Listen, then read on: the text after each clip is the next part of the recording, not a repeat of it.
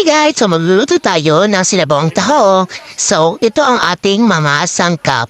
Kagaya ng luya, kamatis, at bawa at sibuyas at tahong. So, lagay lang natin ang oil sa ating kawali at painitin ito. Maghintay lang tayo at ilagay ang sibuyas at bawang. At ilagay na rin natin ang ating luya. So, haluin lang natin ang haluin at haluin. Tapos ilagay ating kamatis, haluin ulit ng haluin hanggang sa mainit na ito. At haluin lang din ang haluin hanggang at i-press lang.